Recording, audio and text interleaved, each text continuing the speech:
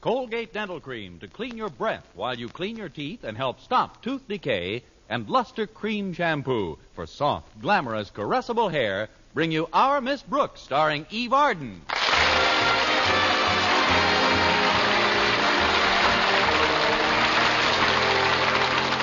It's time once again for another comedy episode of Our Miss Brooks, written by Al Lewis.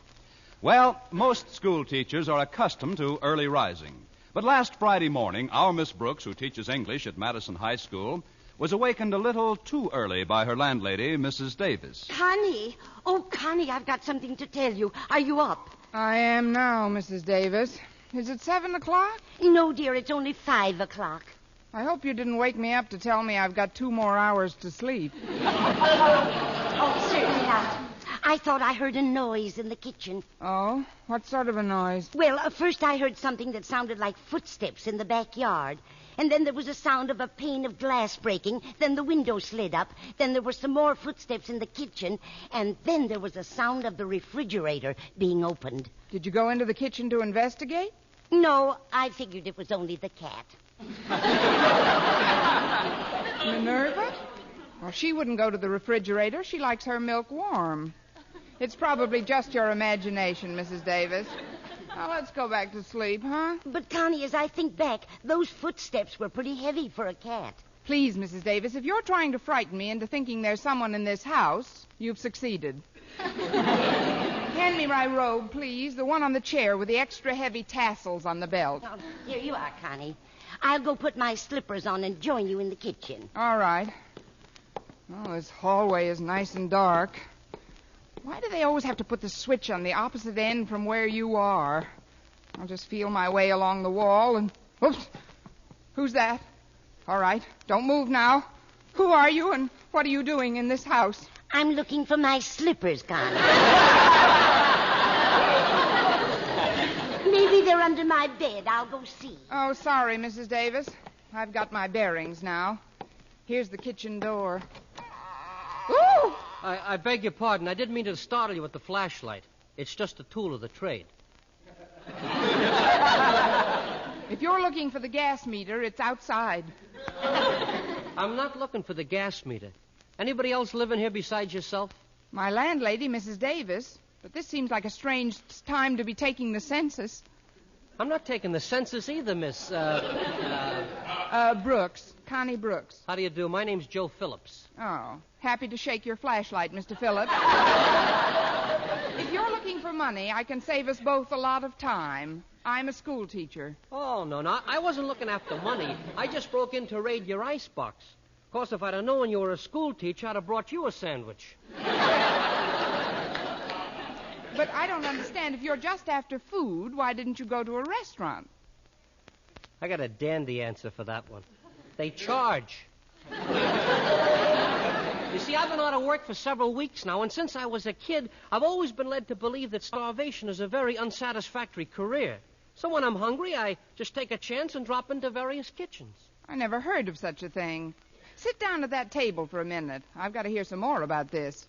Yeah, but you caught me red-handed. Aren't you going to call the police? The police? We're lucky if there's enough in that icebox for you and me. Of course, we just had leftovers for dinner last night, but you're welcome to some leftovers.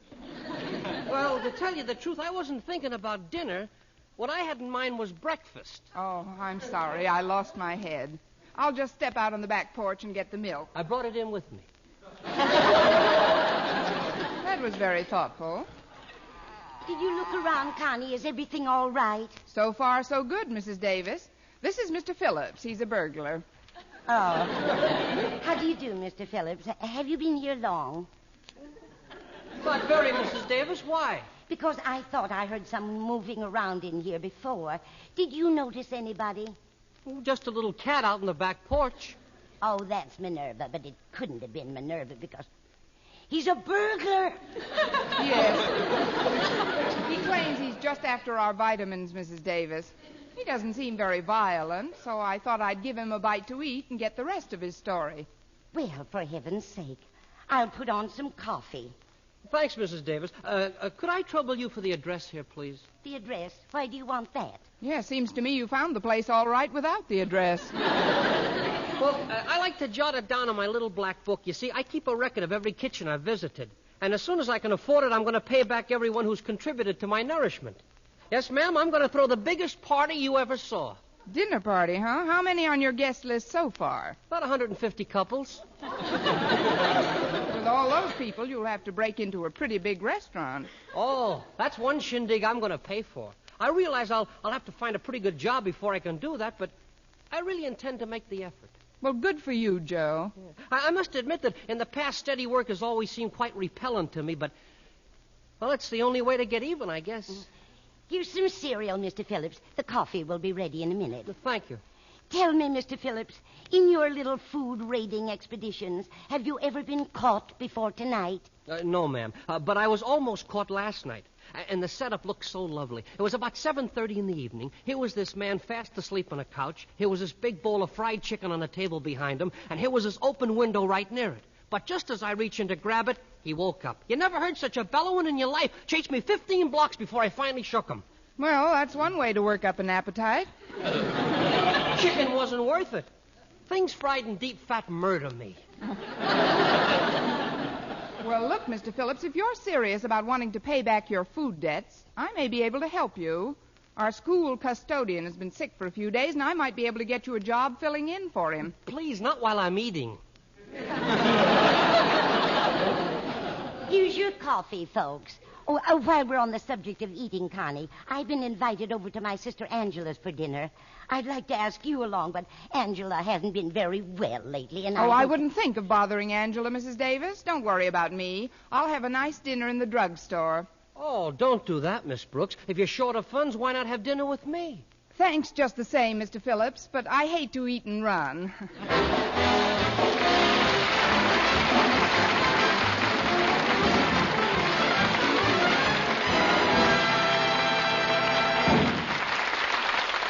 Our Miss Brooks, starring Eve Arden, will continue in just a moment. But first, here is Vern Smith.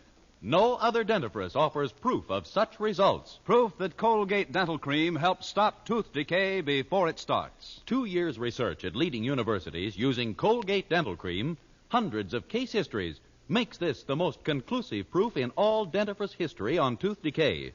Conclusive proof that when teeth are brushed with Colgates right after eating, Colgate Dental Cream helps stop tooth decay before it starts. yes, the toothpaste you use to clean your breath while you clean your teeth now offers a safe, proved way to reduce tooth decay. Modern science shows decay is caused by mouth acids, which are at their worst right after eating. Brushing teeth with Colgates as directed helps remove acids before they harm enamel. Colgate Dental Cream has been proved to contain all the necessary ingredients, including an exclusive patented ingredient for effective daily dental care. Get Colgate Dental Cream today. Big economy size, only 59 cents. Always use Colgate Dental Cream to clean your breath while you clean your teeth and help stop tooth decay before it starts. remember, no other dentifrice offers proof of such results. Well,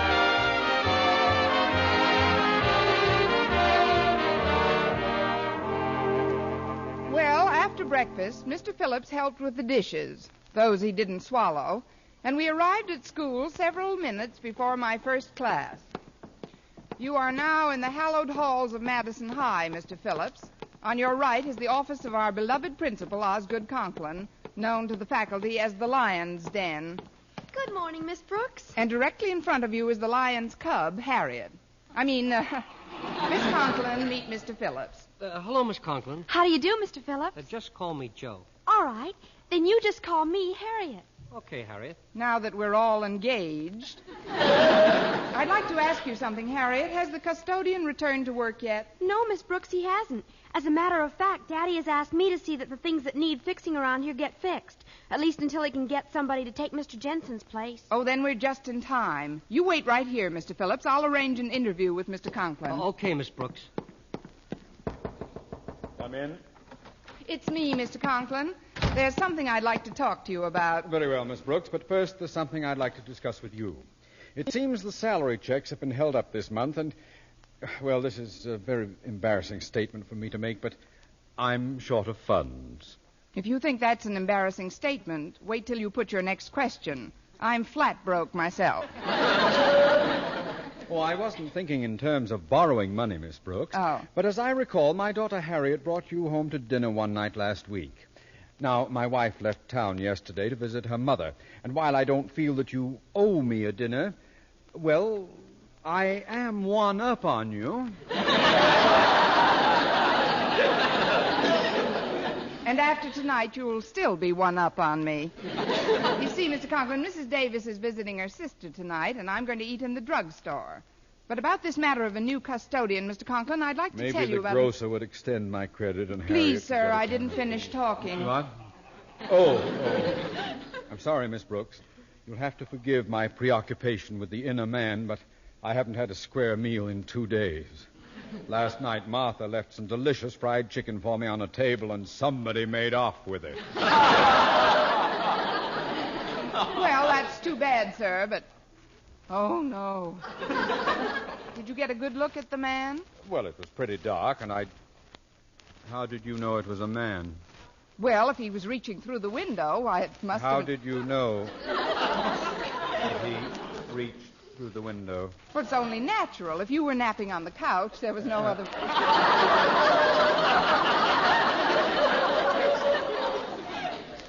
How did you know I was napping? I didn't. Don't you always take a nap before your evening meal? Miss Brooks, did you steal my dinner? Mr. Conklin, how can you say such a thing? Oh, well, I'm sorry, Miss Brooks. I was quite upset by the incident. I'm almost certain it was a man. I chased that thief for blocks. Well, that's one thing about the man I'd like to recommend for the custodian's job, Mr. Conklin. He's as honest as the day is long. What? You have someone to replace Mr. Jensen? Yes. Well, why didn't you say so? Well, don't stand there. Where is he? He's right outside. I'll call him. Come on in, Mr. Phillips. Mr. Conklin will see you now. Thanks. This is Joe Phillips, Mr. Conklin. How do you do... Say, haven't I seen you someplace before? I was about to mention that same thing. Oh, no, I'm sure you two haven't met. Although Mr. Phillips does get around to some of our better homes. Oh. Well, probably just a coincidence. Now then, Phillips, I understand you'd like to fill in here as our temporary custodian. Yes, sir. Are you a handyman with tools? You ought to see him with a knife and fork. I'm very handy, Mr. Conklin, and hours don't mean anything to me either. You said it. If I can just take a crack at this job, I know you'll be pleased. Very well. Here are the keys to the custodian's office. Now, help yourself to a pair of overalls and report back to me. You've got yourself a job. But, Mr. Conklin, don't you want to ask me any questions about my background or anything? If there's one thing I have, it's an ability to judge character. Now go, my boy, and good luck to you. Thank you, Mr. Conklin. And you too, Miss Brooks. You won't be sorry. Oh, I'm sure I won't be sorry. I can tell by looking at that fellow that he's not only competent, but honest and loyal. Now, reach over to my desk and hand me the pen on it. I've got to send a memo to the board about our new custodian. Yes, sir. Oh, there's no pen on the desk, Mr. Conklin. Oh, there must be. I put it there myself, alongside of my watch. Watch? Now, don't tell me that's gone, too. Are you sure you put your watch on the desk, Mr. Conklin? Positive. When I came in this morning, I took it out of the little pocket in my trousers. Trousers? Yes. Trousers. And stop turning your face away. It's common courtesy to look at the person you're addressing. Frankly, Mr. Conklin, I'm afraid to look.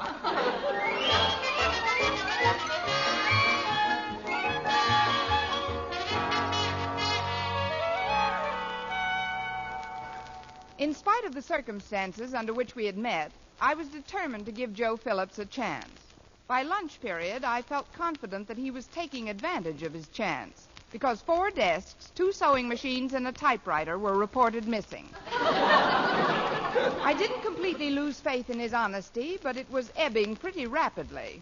However, when I dropped into the biology laboratory to meet Mr. Boynton for lunch, I temporarily shelved our temporary custodian. Hi, Mr. Boynton. Ready to go to lunch? Oh, I'm not going to the cafeteria today, Miss Brooks. I brought a box lunch with me. Since our salary checks were delayed this week, I'm a little short. I've attained full midgethood myself. I'm joking, of course. I have enough money for a light lunch if you don't weigh it. Look, Miss Brooks, we've been friends a long time. I brought a very large lunchbox down today. I insist you share it with me. All right, you get in first. I mean, you're very kind, Mr. Boynton. Oh, it's nothing at all. You're the one who's kind. Kind, considerate, and the fairest-minded person he's ever met. That's what Mr. Phillips said about you this morning. Mr. Phillips? Our new custodian. He was in here after first period. Offered to help me clean out the lab. That's Mr. Phillips, all right. But couldn't we talk about him later? I'm kind of hungry, Mr. Boynton. Oh, of course. I'll get my lunchbox out of the desk and... Well, that's funny. It's gone. Your lunchbox? My desk. Well, come on, Mr. Boynton. We'll go halvies on a glass of milk in the cafeteria. But where in the world... I can't discuss it in detail just yet, Mr. Boynton, but I'm worried. I need your advice. Oh? Tell me, what should a person do if this person befriended another person, only to find out that that person may not have been worthy of the first person's faith, in view of certain occurrences, which, although the second person couldn't definitely be accused of them, circumstances seem to point the finger of suspicion and... Well, just tell me this, Mr. Boynton. What, Miss Brooks? How did I ever get to be an English teacher?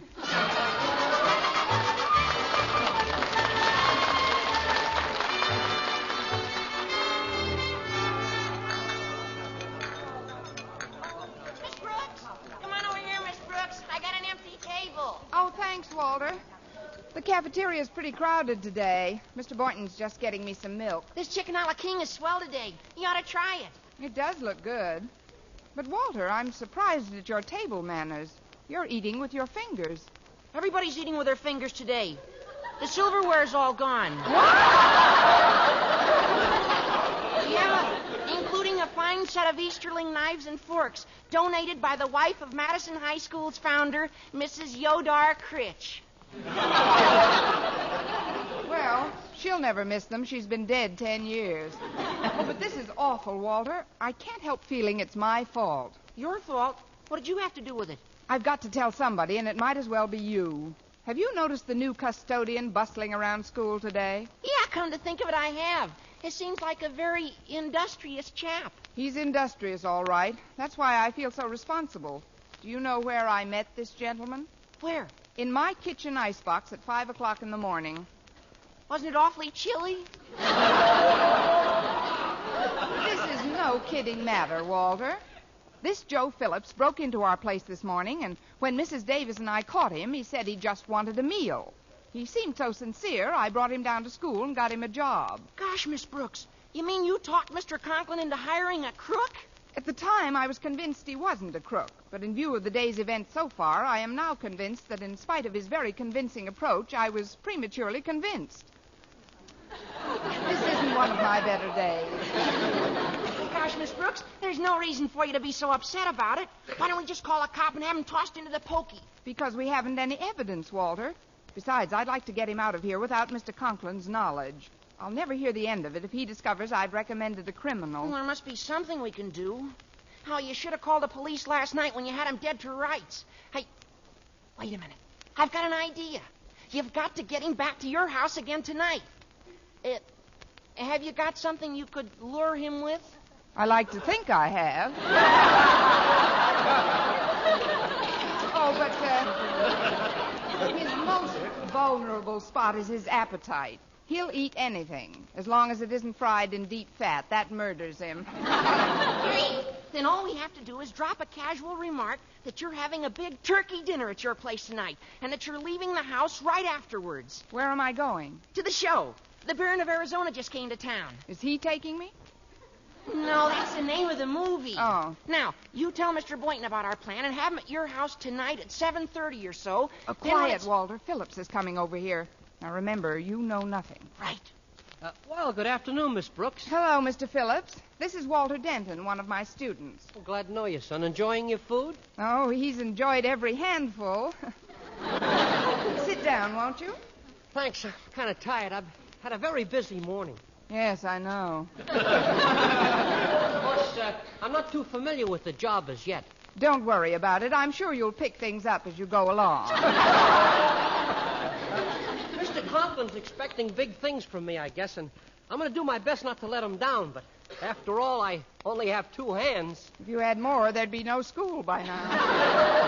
Oh, Miss Brooks, didn't you have to see one of the other teachers about something? What? Oh, yes, of course. Please excuse me, Mr. Phillips. I've got to see one of the other teachers about something. See you later, Walter. Bye. Now then, Mr. Phillips, you look to me like a man who likes to eat. I do my share of it. Yeah, me too. And if there's one thing I love, it's roast turkey. Say, now you're talking. There doesn't seem to be any room at the other table, so I'll have to join you, Denton. Hello there, Phillips. Hello, Mr. Conklin. Is that all you're having for lunch, Mr. Conklin? A glass of milk and a donut? It's all I require, Denton. I'm on a diet. Yes, sir. Harriet told me about your salary check being held up, but if you're that quiet! Say, that must be why Miss Brooks didn't have anything in front of her just now. She can't afford to eat.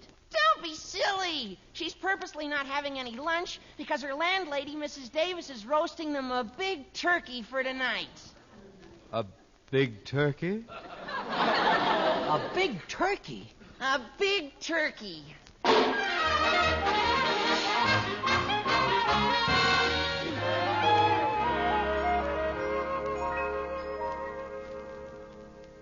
Well, it's almost 8 o'clock. If he's coming at all, he should be here any minute. Are all the lights out in the house, Miss Brooks? I just sent Walter to put them out in the kitchen and dining room. I also told him to leave the back door unlatched. I'm running out of windows. Oh, Miss Brooks, come here a minute. What is it, Walter? Look, on this kitchen table here, in this roasting pan. It's a cooked turkey. A beautiful cooked turkey. Oh, now isn't that sweet? Mrs. Davis must have left it for me when she went to her sister's. Put the lid back on, Walter. Oh, this is great. Now we've got some real bait. Now remember the plan. When we hear him come in, we wait till he's in the middle of the kitchen. Then Mr. Boynton jumps on him, I throw my belt around him, and you put the lights on, Miss Brooks. Right. Now turn them off, Walter. There. Gosh, it's sure dark in here. Well, the darker the better. If we can get him by surprise. Shh. Yeah. Quiet. Somebody's coming. I hear him. I see a flashlight. I should have told him the door was unlatched.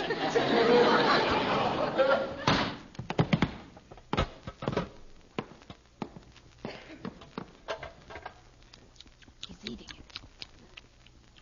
Geronimo!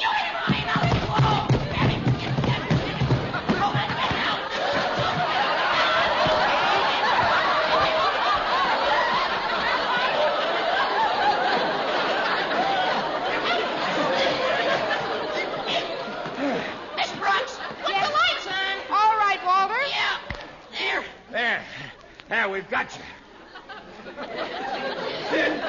You might have waited until I finished a drumstick. Conklin. Well, I just wanted to talk to you about something, Miss Brooks. There weren't any lights in front, so I thought I'd try the back way. Through the window? Well, that was an accident. But once I got the window open, I thought I'd come in and leave a note for you. And in what handier place than buried in the stuffing of a turkey? Please, Miss Brooks, let's go into the living room and talk this thing over. Well, let's all go into the living room. We still expect company, you know. Oh, yeah. You don't always snag the right weasel the first time. Now that's a switch. Somebody's at the front door. Coming. Hi, Miss Brooks, it's me. Mr. Phillips, what do you mean by sneaking in the front way? I'm not sneaking in. I just came over to explain a few things. This I've got to hear. Come in. So there you are. Good evening, Phillips. Oh, I'm glad you're here tonight, Mr. Conklin. I missed you at school this afternoon, and I was going to give Miss Brooks a message for you. What kind of a message, Phillips? Well, your daughter Harriet was very helpful today, sir. But when I told her to bring the silverware to the shop to be polished, she had it picked up a little too early, before lunch. Yes, I know. That isn't the only mistake she made. While she was dusting, she put my watch and fountain pen in my desk, and I didn't find them till after school. But what about the desks and sewing machines and the typewriter that were missing? Oh, I just took them down to the cellar to repair them. They sure needed a good varnishing. So does my suspicious mind. Mr. Phillips, I owe you an apology. And so do I, Phillips. Me too. Fortunately, we've got something in the kitchen that'll make us all feel a lot better. Suppose we start carving that nice roast turkey. Where do you keep your knives, my dear? What was that? It came from the kitchen. Well, come on, let's investigate. Right behind you. Well, I should never have told Walter to unlatch that back door. Why, Miss Brooks, what's happened? Somebody swiped our turkey.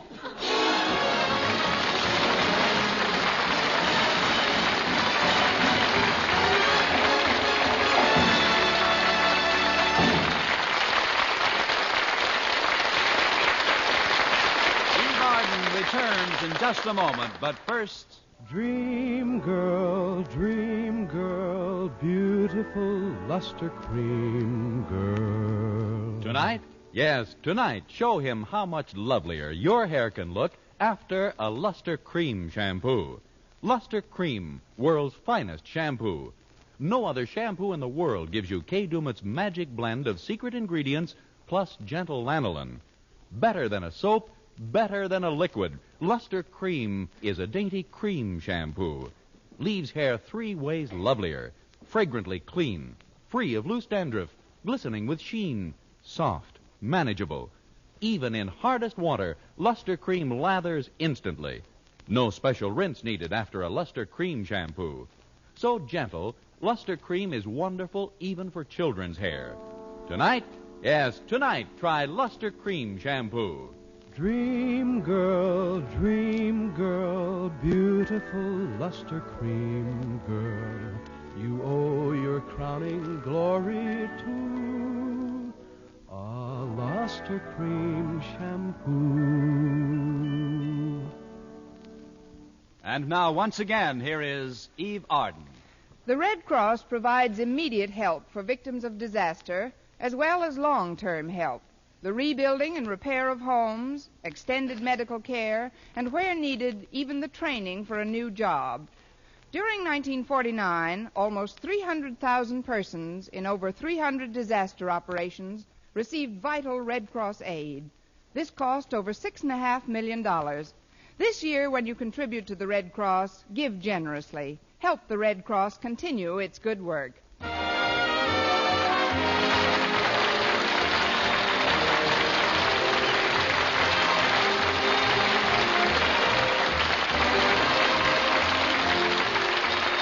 Next week, tune into another Our Miss Brooks show brought to you by Luster Cream Shampoo for soft, glamorous, caressable hair and Colgate Dental Cream to clean your breath while you clean your teeth and help stop tooth decay.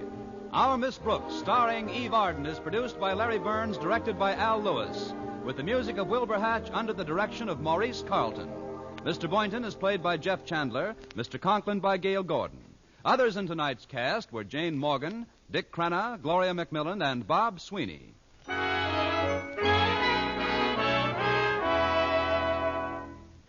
Doctors prove Palmolive soap can bring you a lovelier complexion in 14 days. Yes, 36 leading skin specialists proved in tests on 1,285 different women that Palmolive soap facials using nothing but Palmolive brought new complexion beauty to 2 women out of 3. Just wash your face 3 times daily with Palmolive soap, each time for 60 seconds, massaging Palmolive's beauty lather onto your skin. Then rinse. So start your Palmolive facials today. Remember, doctors prove Palmolive soap can bring you a lovelier complexion in 14 days.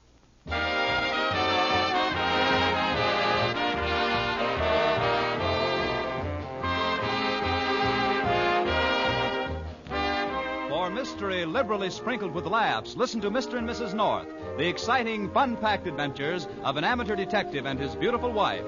Tune in Tuesday evening over most of these same stations. And be with us again next week at this same time for another comedy episode of Our Miss Brooks. Bob Lamont speaking. CBS, the Columbia Broadcasting System.